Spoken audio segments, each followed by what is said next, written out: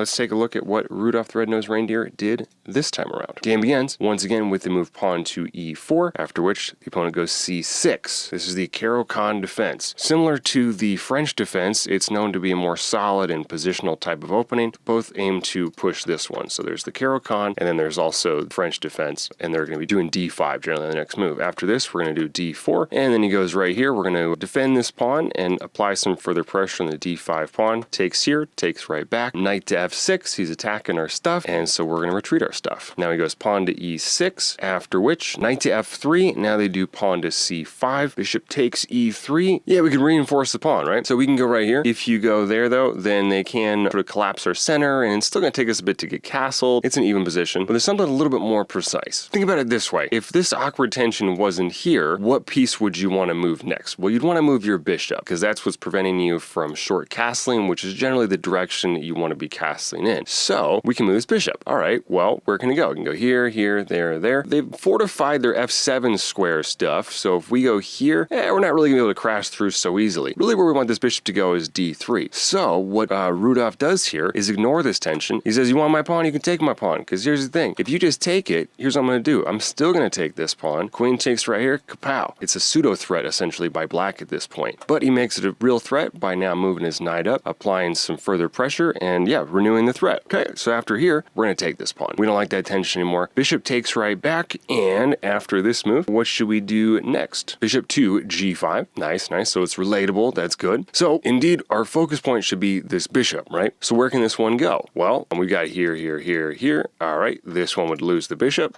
Clearly don't want to go right there. These other squares seem viable, but what about this diagonal? What's your plan for this bishop? b2 is indeed where we want this bishop to go. It's the longest dark diagonal on the chessboard. So one way to do that is to go pawn to b3 right now. I want to go pawn b4. First, just got to prepare it a bit. So he does exactly that. So pawn to a3 is the move. After this right here, now they're going to go with the move castles. Okay, so we simply just castle right back. And then after this, they go this way here. So pawn to b6, we're going to push this guy. They retreat. We follow through with our plan to send the pawn out to b4, creating some space for this bishop to rise up to this very, very intimidating looking diagonal. Queen to c7 now gets played. And what are we going to do here? Rook to e1, as well as bishop b5. Generally, you want to look for what I like to call shortcuts. This is kind of one of them, because the rook only has one square it's going to feasibly go to, which is on e1. It's a clear improvement. It's a low-hanging fruit. And so it's one of those moves you can play without too much thought. Hey, maybe, your opponent thinks about his next move for a bit, and then you're permitted to spend more time on the next turn. Well, this would be the second best move. First best is to make it a little bit fancier. Go with this move pawn to b5. Idea being, we don't like this knight so much. It's controlling these squares. We don't like that stuff. We want to kick it out of there so we can put our own knight here on e5. So that's what he does. Pawn to b5. This knight moves to the side like a so, and he goes like this, knight to e5. After which the bishop comes down this way to b7. Now what do you do?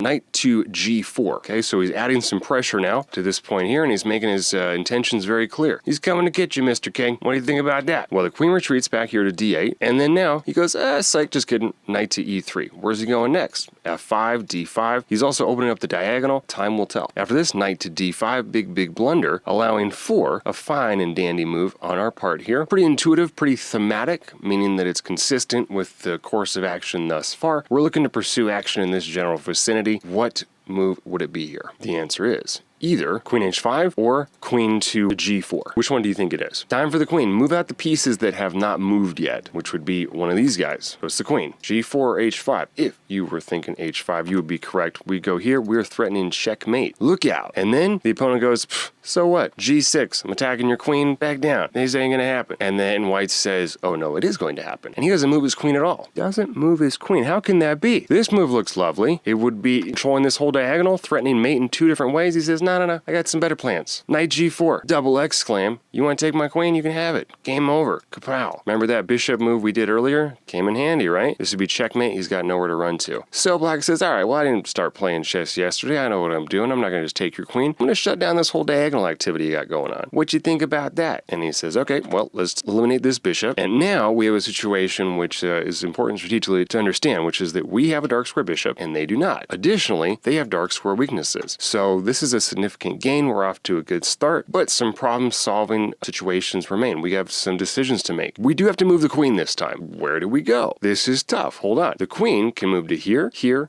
here or here. How are you supposed to decide which one to go to? We could even go over here. If you're a fan of the English opening, you may notice it comes up there too. It's just difficult to figure out where you want to move the queen. Where should it go? One of those 5 is better than the rest. Which one is it? While you think about that, I'm going to explain why this one is not the move. What? How can this not be the move? I've been giving great praise to the strength of this diagonal that we've got going on. Seems perfectly consistent to line up some good stuff. Well, don't forget, black has his control over the light squares. Exactly. Queen to d5, a perfect little counter, forcing essentially a queen trade, because we're going to get checkmated first if we take their knight. So it's not e5, but it's still to go for these dark squares, and so we're going to go here. Queen h6. After this, now rook comes down this way to c8, and then what we're going to do here is the simple, easy move, just improving our pieces again. This rook's not moved yet. Where should it go? Here. Ta-da! Shortcut. Not much thought needed there, actually, to do this. We're also creating what's known as a discovered attack, since on our next move we could move the bishop, win a pawn, and threaten their queen at the same time. Black, of course, sees this and goes, no, I'm not down and out yet. Queen e7. Come at me. What you got? Another shortcut move. Kapow. Both rooks in the game. In fact, everything in the game. We're ready to rumble. He goes this way. Knight to e8. Big mistake on account of kapow. Knight f5, attacking the queen, furthering our control over these dark squares. They go this way, and then what would the finish be here? Rook e5, we're attacking the queen, he's attacking this guy. Knight e7 check, they take it. What do we do next? The unthinkable. We get rid of the queen. We take this pawn, they go right here, and in the end, those dark squares is the ticket. It's the key. It's how we got checkmate. Good luck in your games.